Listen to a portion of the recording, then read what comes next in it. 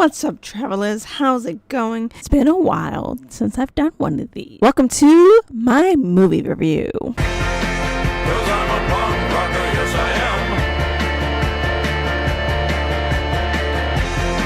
Well, I'm a punk rocker, yes I am.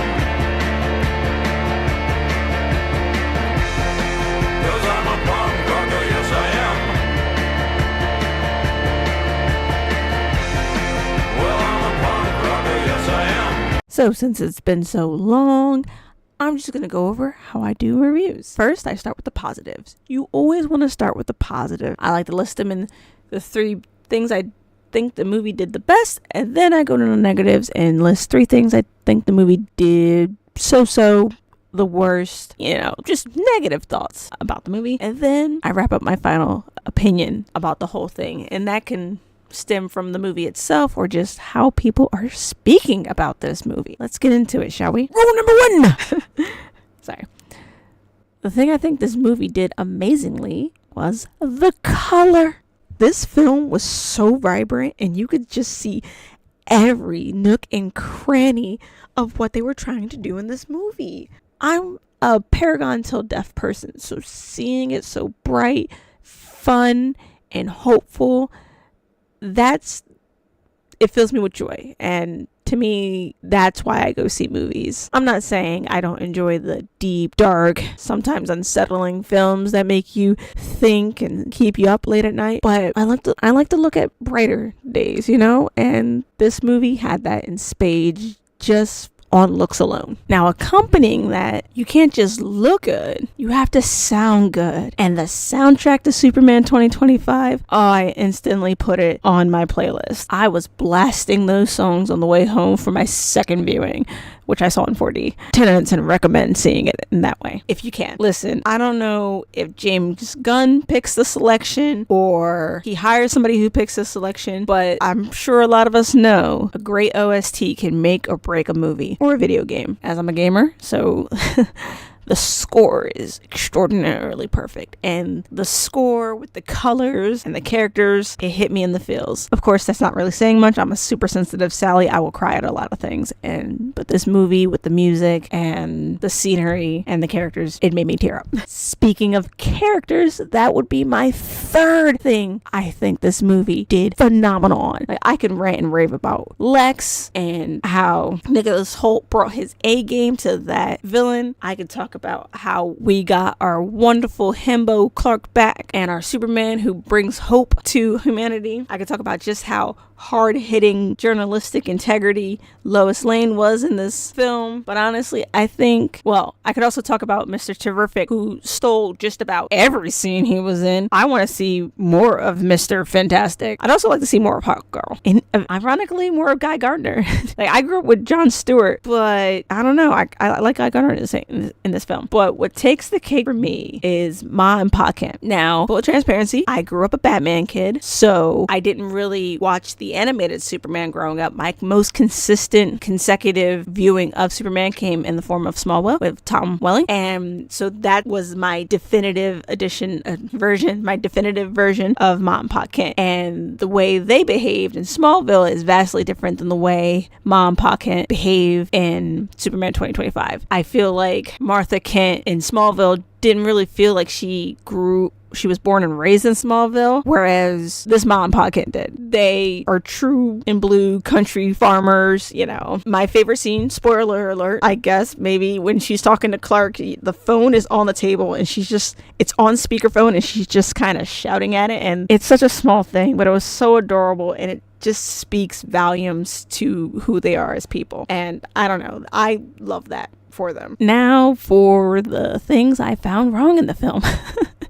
The characters. And it hurts me to say that because I absolutely love almost every single character in this movie, even when they were underutilized, like Kat Graham. but there was a little bit of a downside to some of these characters, and I feel the need to mention it. And one of those characters comes in the form of Jimmy Olsen, whereas it was played up for laughs, and I did chuckle a few times, but seeing it the second time, I'm kind of like, I actually don't like that. Is his treatment of Eve, like, he's annoyed by her, but he's ready to risk the entire world just because he's annoyed by her, and then the body shaming about her feet, and he's like, well, yeah, and he didn't even apologize for saying it. He just said, he doubled down on body shaming her, but said, who cares? Like, he couldn't just apologize. That rubbed me the wrong way. And then the second issue I have with the characterization is I don't think Clark is himbo enough. Like, his dorkiness was displayed in the scene. Again, it's probably because there wasn't enough time, and obviously there's no backstory, which I don't have a problem with, but I feel like it still wasn't too dorky enough. He was too suave. Like, when he goes to Lois during that first time, for their 3-month anniversary, he's a bit too suave in those conversations.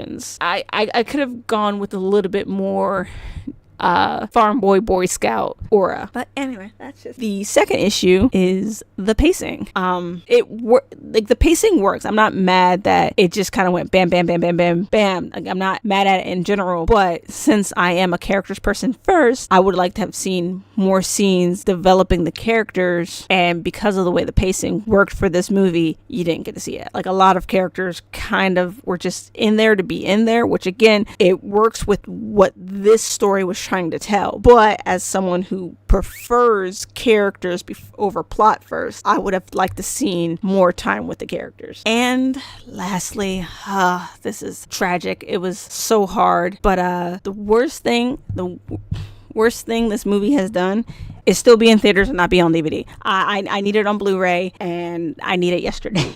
I mean, can you just imagine what if they obviously streaming is kind of messing this up, but can you imagine the extras on this Blu-ray? I would like for them to bring those back.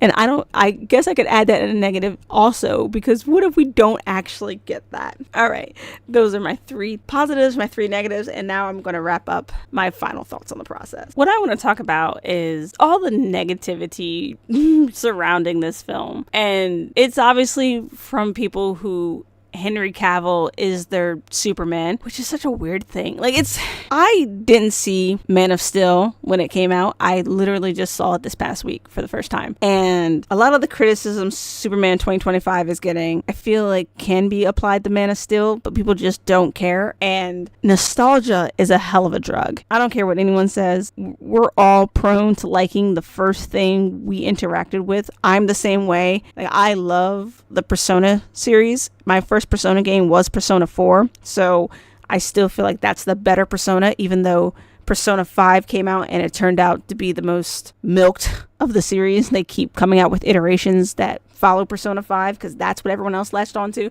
But as someone who started with Persona 5, I can't wrap my head around it. That being said, I still love Persona 5, but Persona 4 seemed like the better game to me. Personally, seems like the better game to me, but I could be wrong because I could have nostalgia glasses on because that was my first Persona game. And I feel like a lot of people are behaving that way when it comes to Man of Steel. It's like, hey, that was your first epic Superman movie you ever watched, so that's what you feel Superman needs to look like, but it's really not. And I feel that way. Same with the Dark Knight trilogy. I feel like anyone who says that the Dark Knight trilogy is the best Batman movie also doesn't seem to understand the characters that much. Dark Knight trilogy, great movie. Men of Steel, great movie. They just weren't that good of adaptations. They were a unique take, and I processed them as a separate universal Batman and Superman from the ones we grew up with and loved.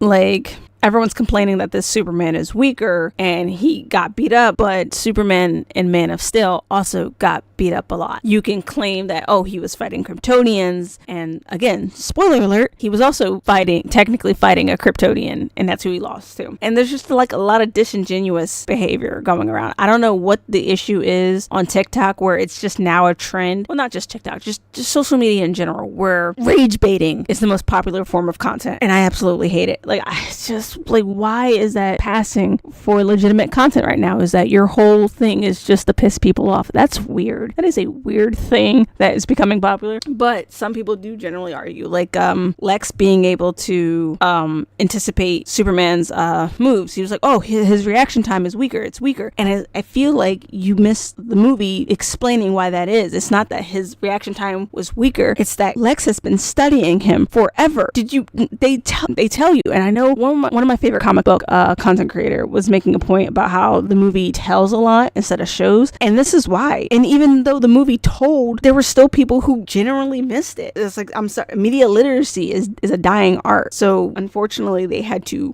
tell a lot. But yeah, like I feel the movie did well explaining why he was able to beat Superman. He's studying him, so he's calling it as it's coming. And Superman already fights holding back. A lot of superheroes do, just like Spider-Man. They pull their punches. They try to minimize damage. Why do people forget that when they're analyzing these fight scenes? It's like, you have to apply that, otherwise you're being dishonest. And another thing being dishonest, everyone's like, oh, we didn't know Lex's motivation until he said it. No, see, again, this is why they had to say it, because people clearly didn't pick up on it in the beginning of the movie. The first instance of Lex talking about Superman, his motivations just was clear as day. That man is a hater. He didn't have to tell me he was a hater. He didn't have to tell me he was envious. I saw it. I saw it in his behavior. But clearly a lot of people don't. Either that or they were just lying. Just, again, for rage baiting content. And then one of my favorite reviewers, where I don't always agree with him, but after listening to his review and seeing people also react to his review, apparently he's just kind of falling off the deep end. But I started to watch his spoiler review and I turned it off after the first negative comment of him going, oh, it didn't have a backstory. Usually he's very transparent when it's an obvious biased issue, but he thinks the movie is bad because it didn't have a backstory. As if we need a backstory for a character who has existed for over 50 years. We don't need to keep seeing it. We didn't see it with Tom Holland's Spider-Man and no one seemed to give a crap about that then, but for some reason we desperately need it in the Superman movie. Which is funny though, because they kind of gave one too in the beginning. Like when I saw it first, I missed that part where they had the text on the screen. I missed that, but when I went to go see it in 4D the other day, I saw it. They gave you a little synopsis of who Superman was. You don't need more than that. You really don't. And then I think the biggest negative thing also comes in the form of what they did with the L's and making them colonist mentality, supremacist mentality, which is nothing new. I didn't know this. I didn't think it was new. I vaguely recalled Jor-El kind of being this way in Smallville, so I've already had an inkling that there was a potential for them to be this way, but apparently it is in one of the comic series where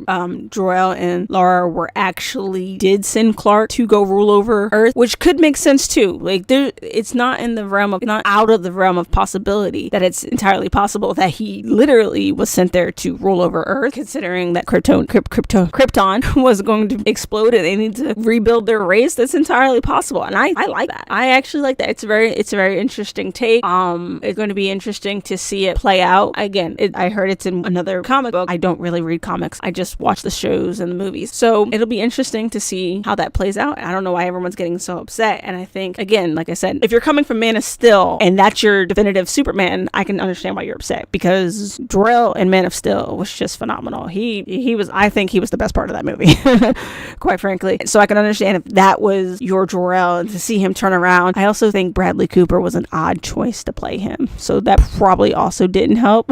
But yeah, so I think going from some badass father who wants to protect his son and do things right by Krypton, unlike what Zod doing, to go to this guy who was like, hey, humans are stupid, marry a bunch of women and rebuild our race, could be a little off-putting. But I feel like, again, if we were just honest with ourselves about not only our expectations or what we feel should be Superman rather than what he is, I think people would enjoy this a lot more. Now, for the rating, I actually do not like number ratings. I find them a little bit arbitrary, and sometimes some people's numbers can mean vastly different things, even though they're the same. Like sometimes when a coworker of mine asked me, hey, what would you rate it? And I said 10 out of 10. And I would rate it a 10 out of 10. But even though I would rate something a 10 out of 10, that doesn't mean I think it's flawless. It just means It's just, I love it that much. It's hard to explain. That's why I hate numbers. How I do rate things instead is if it's a movie, I go, hey, in theaters, not just streaming, whether or not you should go see it in theaters, because I know, in this economy, there's that issue. Then you can wait for it. It's not that serious to go see it right away. You don't need, because there's the theater experience, I feel like some movies just need the theater experience, especially this. Like I said, I just went to go see it again in 4D, and I think the audience I was with was just, I love the people I was sitting around. Other people might get annoyed, but the one person I was sitting next to was, she was reacting, and it was such a fun thing to experience. And the guy next to me also was reacting, just hearing their reactions, because I think one of them was seeing it for the first time, and I think the other one was seeing it for the second time, because they had the Mr. Terrific jacket on, but I think this might have been the first time in the 4D theater. So just experiencing a movie with people, experiencing this movie as the second time with people who were experiencing it the first time, was also an experience in itself. So I think it's important to get a rating of go see this in theater. So again, my ratings range from go see it in theater, you can wait to stream it, or you can skip this and it wouldn't do anything. And of course, by now you should just obviously know what my rating is going to be. If you can, go see it in theaters. It is so worth it seeing it in theaters. I want to see it in theaters again. I cannot wait for this to come. I want to buy it on Blu-ray. I don't want to stream it. I want to buy it on Blu-ray, and I want them to bring back Blu-ray extras. And I feel like this is the perfect movie to try to push back into that. I know we're kind of moving past physical media, but I feel like stuff like this just shows just how important it is to still keep up with physical media, because there's things you can do on physical media that you can't do on streaming. I'm just saying. Anyway, go see this movie in theaters. It was totally worth it. Whew. Lastly, I will say this has nothing to do with the movie. I would like to thank I know how to speak. I would like to thank, I want to make sure I pronounce this right, Via DoTube for this amazing application that I'm using to animate my characters. As you can see, I'm going to point out all the flaws in it, because that's the kind of person I am. I'm not really that good at shading. My hands are kind of off, and obviously if I was better at drawing, I could probably draw and potentially animate it myself. But for people who, are a jack of all trades but master of none, which I consider myself, this is the perfect app for you. I will leave a link in the description below. Hey, did you guys see the Superman movie? What did you think? Who is your favorite Superman? And that can include the live actions as well as the animated films. Let me know on the comments below. Anyway, I will see you later. Thank you. It was fun, fun, fun. When we were drinking, it was fun, fun, fun. When we were drunk, and it was fun,